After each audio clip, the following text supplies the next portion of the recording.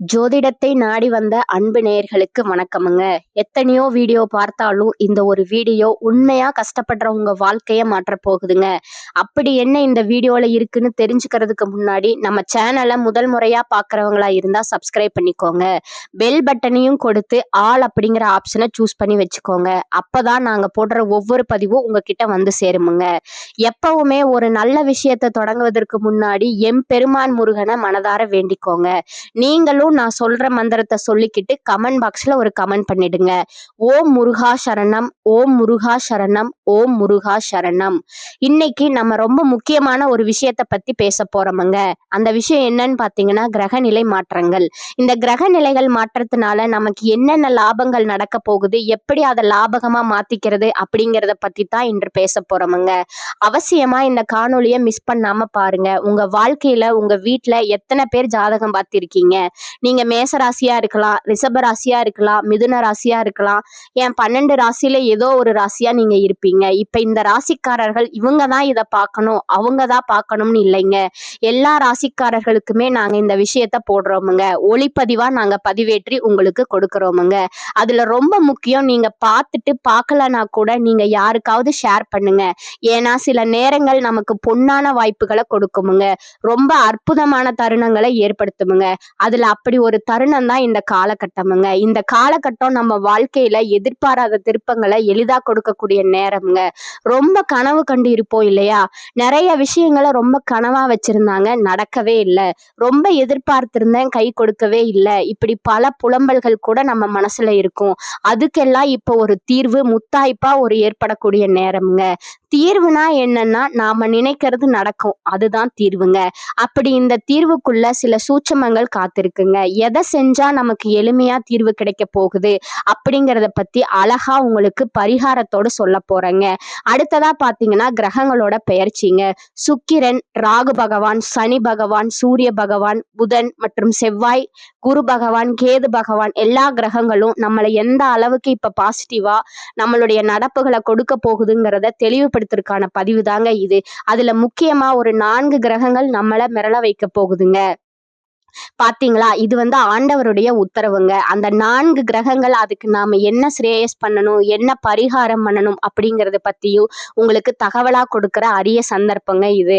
வாங்க ஒவ்வொரு ராசிக்கும் போவோம். கல்லும் கரையும் அப்படின்னு சொல்லுவாங்க. எப்பேற்பட்ட கல்லையும் கரைக்கக்கூடிய ஆற்றல் கொண்டவர்கள் தாங்க இந்த ரிஷபராசிக்காரர்கள்.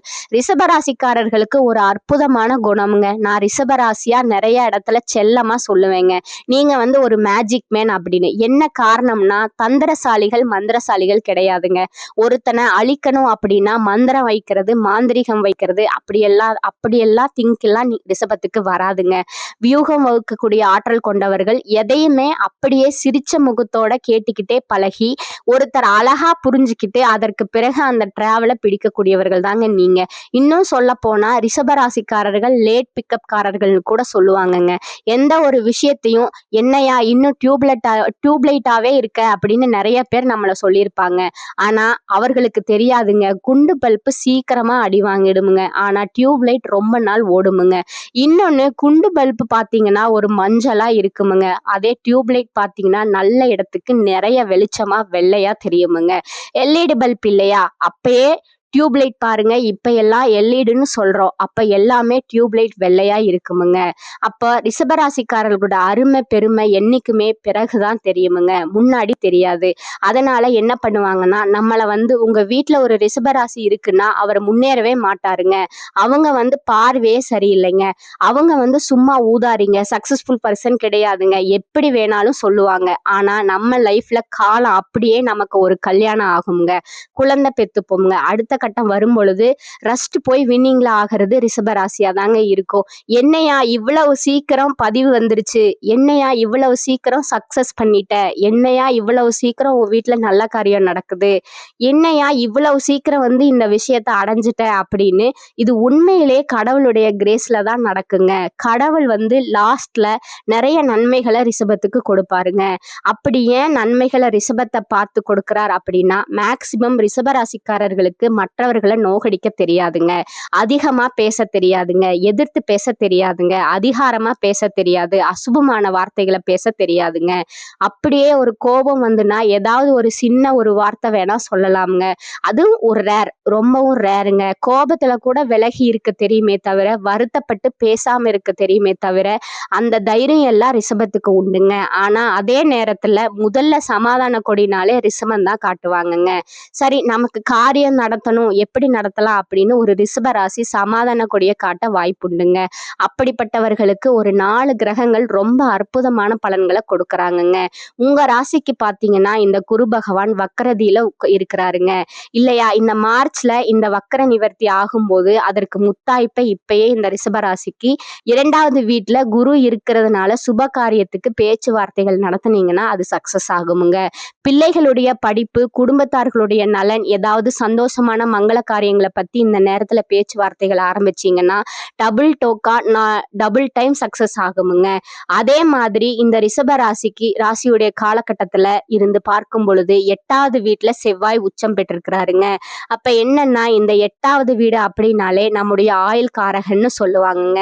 அந்த இடத்துல செவ்வாய் உச்சம் பெற்று உட்கார்ந்து இருக்கிறதுனால கண்ணுக்கு தெரிந்த பெரிய மனப்பிரச்சனைகள், மருத்துவ பிரச்சனைகள் தீர்வுக்கு வருமுங்க. ஒரு உடம்புக்கு வியாதி சார், நிறைய தொடர்ந்து மெடிசன் எடுக்க போறேன் சார், என்ன பண்றதுனே தெரியலன்னா இந்த நேரத்துல இந்த செவ்வாயுடைய அனுகிரகத்துல நல்ல டாக்டரை போய் இதுவரைக்கும் பார்க்காத வைத்தியரை போய் பார்க்க வேண்டிய கட்டாயம் ஏற்படுமுங்க. அந்த வைத்தியர் திடீர் சிம்பிளா ஒரு ஊசி போட அது அப்படியே சக்சஸ் ஆகுமுங்க. இது மாதிரி ஒரு மிராக்கலான விஷயங்கள் இந்த ரிஷப ராசிக்கு இப்ப நடக்க போகுதுங்க. மெடிசன் ப்ராப்ளங்கள் குறைய போகுதுங்க. நான் ஒரு 2000 ரூபாய்க்கு மெடிக்கல் வாங்குறேன் சார் மாசம் அப்படின்னு சொல்றவங்களுக்கு 1000 ரூபாயா மாறிடுங்க. அப்புறமா அது 500 ரூபாயா போயிடுமுங்க. அது மாதிரி ஒரு வியாதியை குறைக்கிறதுக்கு புது வியூகம் வகுப்போங்க. சார், சில பேர் சொல்லுவாங்க, நீங்க சிரிங்க, அது போதும், உங்களுக்கு நல்லது நடக்கணுவாங்க. அது மாதிரி எல்லாம் ஒரு சின்ன சின்ன விஷயங்கள் எப்படியோ, ஒரு தக்காளி சாப்பிடுங்க கிளியர் ஆயிடும்னு வாங்க, இல்ல வேப்ப எண்ணெய் தேய்ச்சிக்கன்னு வாங்க. என்னையா இது சம்பந்தம் இல்லாம எவனோ ஒருத்தன் சொல்லுவான். ஒரு யூடியூப் பிரட்டனா கூட அப்படித்தான் இருக்கும். அப்ப என்ன ஆகும்னா பெரிய வியாதிக்கும் சிறு மருந்தை நம்ம எடுத்துக்கிட்டு வருமானத்தையும் டாக்டரையும் குறை பார்க்கறத குறைச்சிக்கிட்டு வருமானத்தை அதிகப்படுத்துறதுக்கு வாய்ப்பை ஏற்படுத்துமுங்க. புதன் பகவான் பாத்தீங்கன்னா பிப்ரவரி 20ஆம் தேதியில வக்கர நிவர்த்தி ஆகும்போது நமக்கு யாராவது குழி தோன்றான் பாருங்க, அவனை கண்டுபிடிச்சிருவோங்க. நமக்கு ஏமாத்துறவன், குழி தோன்றவன், விருப்பம் இல்லாம நம்ம விருப்பத்தை கேட்காம சில பேர் ஏதாவது ஆட்டம் போடுறவன், நம்ம பேரை வச்சு மிஸ்யூஸ் பண்றவன், நம்ம குடும்பத்துக்கு பாதகமா செய்தியை பரப்புறவன், இவனை எல்லாம் இந்த ரிஷபராசிக்காரர்களுக்கு இப்ப காட்டி கொடுத்துருவாருங்க புதன் பகவான். அடுத்ததா பாத்தீங்கன்னா சுக்கிர பகவான் அப்படியே போற போக்குல பாத்தீங்கன்னா தனுசு, மகரம், கும்பம், மீனம் 4 வண்டியை கிராஸ் பண்றாருங்க இந்த டைமிங்ல. அந்த நேரத்துல என்ன ஆகுது அப்படின்னா உங்களுக்கு 9வது வீட்டுல இந்த சுக்கிர பகவான் சரியா போய் 10வது வீடு, அதாவது 9வது இருந்து 10வது வீடு 9ல இப்ப இருக்காருங்க. 10வது இடத்துக்கு வராரு. இந்த 10க்கு வந்து 11வது இடத்துக்கு வராருங்க. 3 இடத்தை கிராஸ் பண்றாரு. அப்ப வந்து ரிஷபராசியை பொறுத்த வரைக்கும் இந்த 10வது வீடு 9வது வீட்டுல வரும்போது பதவி யோகத்தை கொடுக்கறாருங்க. உங்களுக்கு மனசுக்கு பிடிச்ச விஷயங்களை நடத்த போறாருங்க. இதுல பிப்ரவரி 7ஆம் தேதிக்குள்ள சில நல்ல விஷயங்கள், ரொம்ப எதிர்பார்க்காத புன்முறுவலோடு உங்களுக்கு நல்ல நண்பர்கள், பழக்க வழக்கங்கள், ஈஸியா சில விஷயங்கள் செட் ஆக போகுதுங்க. அதனால ஒரு பெஸ்ட் டைம் இந்த பக்கத்துல பாத்தீங்கன்னா சனி பகவான் 11வது வீட்டுக்குள்ள நிரந்தரமா குடியேற்றம் அடைகிறாருங்க. அவருடைய அப்பாயின்மெண்ட் போடுறாருங்க. அதனால லாபம். சோ இது மாதிரி ஒரு நல்ல விஷயங்கள் எல்லாம் ஆரம்பமாகி ரிஷபராசிக்காரர்களுக்கு இடைஞ்சலாக இருந்தது, கெடுதலாக இருந்தது எல்லாம் விலக போகுதுங்க. மனுஷாலுடைய நம்பிக்கையை நீங்க பெற போறீங்க. உங்க மேல மக்கள் வச்சிருக்கிற நம்பிக்கை அதிகரிக்க போகுதுங்க. குடும்பத்தார்கள் வச்சிருக்கிற நம்பிக்கை அதிகரிக்க போகுதுங்க. கெட்ட பெயர்கள் எல்லாம் விலக போகுதுங்க. இது ஒரு அற்புதமான நேரமுங்க. இந்த நேரத்துல நீங்க செய்ய வேண்டிய பரிகாரம் அப்படின்னா மிளகு இருக்கு இல்லைங்களா, மிளகு இந்த ஒரு 11 மிளகு எடுத்து ஒரு சிகப்பு துணியில அதை கட்டி கால பைரவருக்கு தேய்பிரை அஷ்டமியில நெய் தீபம் போட்டுவாங்க. உங்க வீட்டுல ஒரு ஆள்னா ஒரு தீபம் போடுங்க. ரிஷபராசிக்காரவங்க வீட்டுல 5 பேர் இருக்காங்கன்னா 5 வீட்டு 5 தீபம் போடுங்க. ஒரு ரிஷபராசி ஆனா அந்த வீட்டுல 5 பேர் இருக்காங்கன்னா 5 தீபம் போடுங்க. சிகப்பு துணியில காட்டாது, காடன், காட்டன் துணி, அதாவது காடா துணின்னு கூட சொல்லுவாங்கங்க. அது மாதிரி காடா துணியில போடலாமுங்க. இல்ல காட்டன் துணியில கூட போடலாமுங்க. 11 மிளகு எடுத்துக்கோங்க. நல்ல மிளகு எடுத்து முடிஞ்சு சிகப்பு துணியில காலபைரவருக்கு செவ்வாய்க்கிழமையில போட்டுவாங்க. அதே மாதிரி பாத்தீங்கன்னா அபிராமி அந்தாதிங்க. அந்த அந்தாதியில 2வது பாடலை படிங்க. 2வது பாடல், இந்த பாடல் படிக்கிறதும் மிகப்பெரிய யோகத்தை கொடுக்குமுங்க. உங்களுக்கு மிகப்பெரிய அற்புதத்தை நடத்துமுங்க. அது மட்டும் இல்லாம ஒரு சூட்சமமான ஒரு விஷயத்த சொல்றேங்க. எலுமிச்சம்பழம் இருக்கு இல்லைங்களா, அந்த எலுமிச்சம்பழத்தை 2ஆ கட் பண்ணிட்டு கொஞ்சோண்டு குங்குமம் ஒண்ணு வச்சு வீட்டை 3 தடவை சுத்தி வீட்டு வாசல்ல புழிஞ்சு விட்டு இந்த பக்கம் அந்த பக்கம் எந்த பக்கம் இருக்கோ 2 பக்கத்துல தூக்கி போட்டுருங்க. இது ஒரு அமாவாசையிலயோ பௌர்ணமியிலயோ செஞ்சு பாருங்க. எல்லா திஷ்டிகளும் விலகிடுமுங்க, பகை விலகிடுமுங்க, பிரச்சனைகள் விலகிடுமுங்க. ரிஷபராசிக்காரர்களுக்கு கிரகங்களுடன் ஏற்படக்கூடிய லாபம் எந்த தடையும் இல்லாமல் வரப்போகுதுங்க. ரிஷபத்துக்கு தடைபட்ட பாக்கிய பலன்கள் கைகூடும் காலகட்டமுங்க. ரிஷப ராசிக்கு 9ஆம் இடமான பாக்கியஸ்தானத்துல சூரியன், செவ்வாய், புதன், சுக்கிரன் சேர்க்கை இருக்குதுங்க. வாழ்க்கை முன்னேற்றத்திற்கான புதிய சிந்தனைகள் மனதில் தோன்றுமுங்க. தொழில்ல சில மாற்றங்கள் செய்வீர்கள். வாரா கடன்கள் வசூலாகுமுங்க. தனஸ்தானத்துல குரு நிற்பதால எதையோ செய்து நஷ்டத்தை அடைந்தவர்களுக்கு தன்னம்பிக்கையோடு பிழைக்கும் வழி தென்படுமுங்க. பதவி உயர்வு, ஊதிய உயர்வு என விரும்பிய மாற்றங்களால் ஏற்றம் உண்டாகுமுங்க. வாழ்க்கை தரம் உயருமுங்க. வீடு வாகனம் தொடர்பான முயற்சியில ஈடுபட இது உகந்த நேரமுங்க. தந்தை விருப்ப ஓய்வு பெறலாமுங்க. ஆரோக்கியத்துல முன்னேற்றம் தென்படுமுங்க. நீண்ட நாட்களா தடையான காரியங்கள் துரிதமா நடைபெறுமுங்க. பணவரவில் தடை தாமதம் ஏற்படுவதால் மனசஞ்சலம் உண்டாகுமுங்க. எளிதில் முடிய வேண்டிய காரியங்கள் தாமதப்படுமுங்க. பண விஷயத்தில் யாரையும் நம்பக்கூடாதுங்க. தை வெள்ளிக்கிழமை அம்பிகை வழிபாடு செய்வது உங்களுக்கு நன்மையை தருமுங்க. இனி வரும் காலங்கள்ல உங்களுடைய செயல்திறமை அதிகரிக்குமுங்க. ராசிக்கு 9ல் சஞ்சாரம் செய்யும் கூட்டணியால நீண்ட நாட்களா இழுபறியா இருந்த ஒரு வேலையை நீங்க செய்து முடிப்பீர்கள். அரசு தொடர்பான பணிகள்ல சாதகமான பலன் கிடைக்குமுங்க. எண்ணிய காரியங்கள் கைகூடும் சூழ்நிலை உருவாகுமுங்க. தொழில் வியாபாரம் விரிவாக்கம் செய்வது பற்றிய ஆலோசனையில் ஈடுபடுவீங்க. தேவையான நிதியுதவி கிடைக்கும் வாய்ப்பு உள்ளதுங்க. தேவையான சரக்குகளை வாங்குவீங்க. உத்தியோகத்தில் இருப்பவர்கள் பணி சுமை குறைந்து காணப்படுமுங்க. நிலுவையில் இருந்த பணம் கிடைக்குமுங்க. குடும்பத்தில் இருப்பவர்களுக்கு தேவையானவற்றை செய்து கொடுத்து அவர்களது நன்மதிப்பை பெறுவீங்க. ஆன்மீக நாட்டம் அதிகரிக்குமுங்க. வாழ்க்கை துணையின் ஆதரவுடன் எதிலும் ஈடுபட்டு வெற்றி பெறுவீங்க. கணவன் மனைவிக்கிடையே நெருக்கம் அதிகரிக்குமுங்க. பெண்களுக்கு இழுபறியா இருந்த காரியம் சாதகமா முடியுமுங்க. கலைத்துறையினருக்கு என்றோ செய்த ஒரு வேலைக்கு இப்போது பாராட்டு கிடைக்கலாமுங்க. அரசியல் துறையினருக்கு தடைபட்டு வந்த காரியங்கள்ல தடை நீங்குமுங்க. மாணவர்களுக்கு தேவையற்ற எண்ணங்களை விட்டுவிட்டு மனதை ஒருமுகப்படுத்தி பாடங்களை படிப்பது வெற்றிக்கு உதவுமுங்க. பொருளாதார வசதிக்கு குறைவில்லைங்க. செலவுகள் ஏற்பட்டாலும் நீங்க சமாளித்து விடுவீங்க. நெருங்கிய உறவினர்கள் மூலம் குடும்பத்தில் ஏற்பட்ட குழப்பங்களை சாமர்த்தியமா சரி செய்து விடுவீர்கள். கணவன் மனைவிக்கிடையே அந்யோன்யம் அதிகரிக்குமுங்க.